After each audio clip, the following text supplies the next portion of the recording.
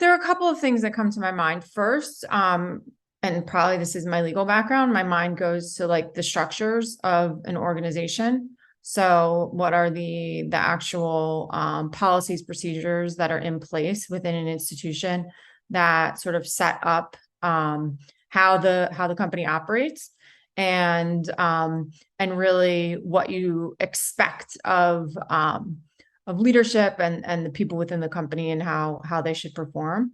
But another big piece of corporate governance, which I've found, more and more with Sigma and the work that we've done as a company, is really around the culture of an organization and how the culture of an organization really plays into how well it's governed, and particularly the maintenance of ethical practices within an organization, and how important culture is.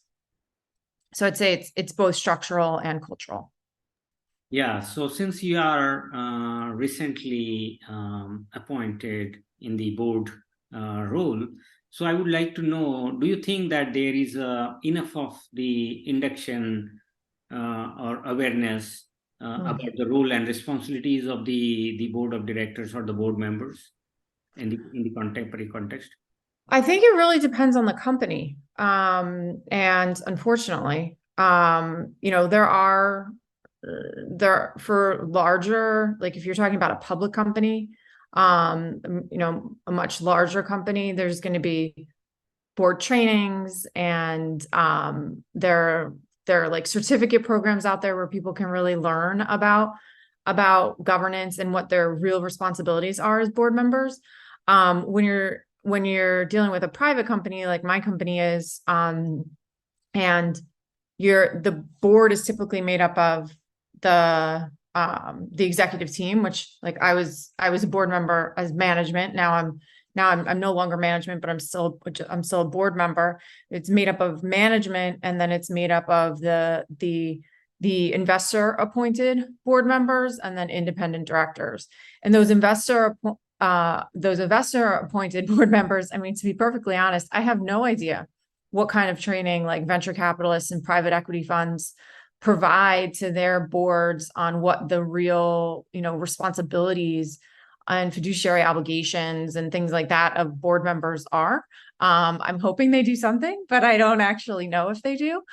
So I do think it's much more formalized and structured when it comes to public companies, but in the private company context, I think it's much more fluid, because there's less scrutiny and regulation that has to be contended with.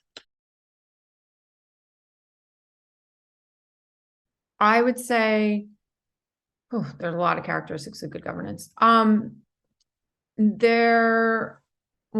I think that there has to be, again, culturally, like a commitment to governance.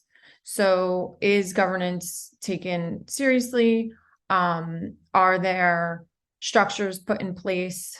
Again, this is like a structural thing. So policies that enable an organization to detect if there's anything going wrong within the company, ways like reporting lines and things to be able to say, I've identified something that is not right, whistleblower procedures, all of those things that you can have in place that are helpful in detecting when there might be something wrong. But I do think that the board plays and leadership, there's an oversight responsibility, and if they are not sort of putting on a company and questioning a company on a regular basis about what's going on ethically within the company and what the governance structures really look like, I think that you can run into problems if there isn't that sort of top-down push. So I've always felt that it needs to come from, because management takes a lot of input from the board. Like in the private company context, you take a lot of input from your investors.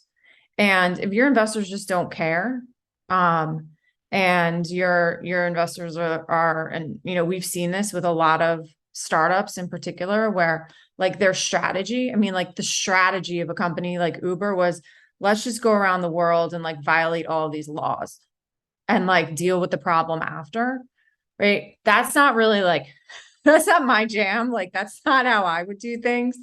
But there are a lot of companies that's their approach. And that's the approach that's supported by like leadership and even the board potentially. And so if you want to ensure like a really ethical type of business, it has to come from top down. And so I think that I would say that, understanding what those structures look like, even at the highest levels of the organization, is really important to look into, from a governance perspective. It really depends. I think that there are some companies that it really is like people want to do the right thing. And I've been inside companies where people really, really want to do the right thing. And they care about making sure that they're doing everything appropriately. And so I do think it's values driven. And like out, where I've been most, in deep over the last few years has been in financial crime. And I think especially in like the financial crime space, a lot of the people that work in financial crime roles, like they're ex-law enforcement people, like they really care about doing the right thing. Like they want to fight crime. Like that's why they do what they do. I think that there are, however, and again, like it depends on like what are the main drivers of the organization. Like there are organizations out there and there are companies out there where it really is just money driven and like profit driven. And so if that is all that the organization is focused on, if you're consistently only focused on bottom line, and that's all that you care about, that just seeps into the organization and it plays into like the people that you hire as well. So I think that it really depends on the individuals, and what their motivations are, and the organization as a whole, and what their really commitment is to as a company. I'll be honest, I haven't practiced like traditional corporate law in a long time, but like if you look at, when I was trained as a lawyer and like started in my early days as a corporate lawyer, like the laws, and particularly in the US, like the case study that's out there is it does say like your responsibility is to maximize value to shareholders.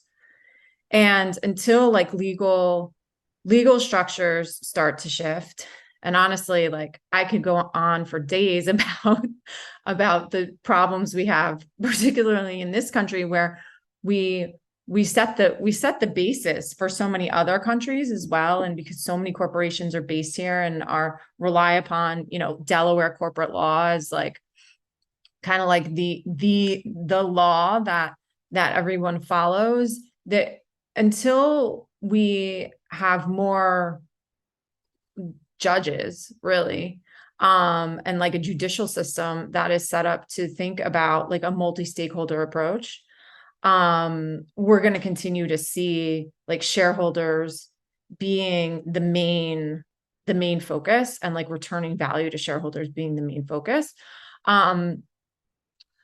But I don't know, the one thing I would add, and again, I'm about to post something on LinkedIn that's like talking about women, and I'm doing more of this, is I really think that like more diversity in leadership is essential to shifting out of some of this, and particularly like more women in positions of power, because women just tend to think in a much more holistic manner about the whole than men do. And so I think that's one area that I think is could help, to shift some of this.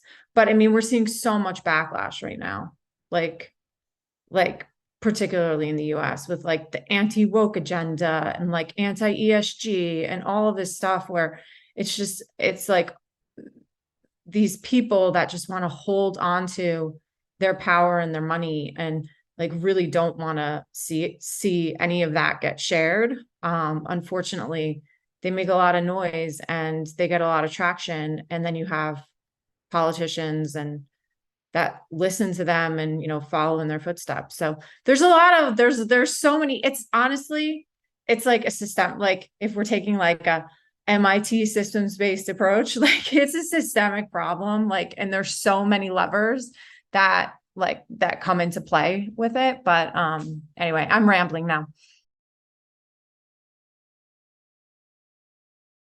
I think that if I think there's a huge relationship between the two. If a person that is in, a senior leadership position and has like a tremendous amount of influence within a company does not care about following the law or doesn't care about ethical considerations, is only focused on growing the business and the bottom line, that is absolutely going to play into how people make decisions. They're like that, if that is the only driver of the organization. And I mean, every company is different in terms of like how they measure results within a company. But if you're consistently just measuring results based on numbers, and that's the only thing that you measure results on, then that is all that people are going to drive towards. And you could have even the most, ethically minded low-level employee that is only going to be consistently focused on driving numbers and will can get easily distracted by like what they have to do in order to achieve those numbers and what types of practices they might put in place. So I think there's a huge link between the two. I feel so strongly that that funders, like, and I'm again, this is I'm going to talk about it in the private context, but it applies to public companies as well. It's like, who are the people that you are giving money to and you're investing in and you're helping to build those companies? Who are they as individuals? Like, are you investing in the most arrogant, egomaniac people on the planet that like all they talk about when you meet with them is like how they're going to build $1 billion business? Like, if that's all we have, like VCs and private equity funds investing in, you're going to continue to get like bad actors all across the board. If you are investing in people that care about other things and value other things, and it doesn't necessarily have to be like, oh, I value ethics. Like it can be, I value diversity and I value inclusion. I value other things beyond just this being the biggest business in the world. Then I think you would see over time like less wrongdoing happening. And then the same thing goes for like who you appoint as CEO of a bank. I mean, we see most of these problems in banks, right? Like a lot of the problems in banks, like just with fraud and all the stuff that happens. And it's like, well, who are these CEOs that you're appointing? And are you taking into consideration like who they are as individuals and what their personal values are before you put them into these major leadership positions? So I think it does come back to like, and on some level, it's like that top down thing again, where it's like, and then it's like, do you care at the end of the day, or do you only care about money? I know this might be a little off topic, but I stumbled upon an interesting like thread on LinkedIn the other day where this VC that I know, her name is Jenny Fielding. She posted something on Twitter about how she passed up an investment in a company that she actually like really loved the idea and thought that it was a great a great concept and she thinks they'll be successful, but she passed it up because she like the CEO just wasn't her style. Like she thought that he was arrogant and it wasn't the kind of, company that like she wanted to invest in. And she's like, but am I doing my job? If at the end of the day, my job is to return money to my LPs, am I doing my job properly if I'm making these decisions like this?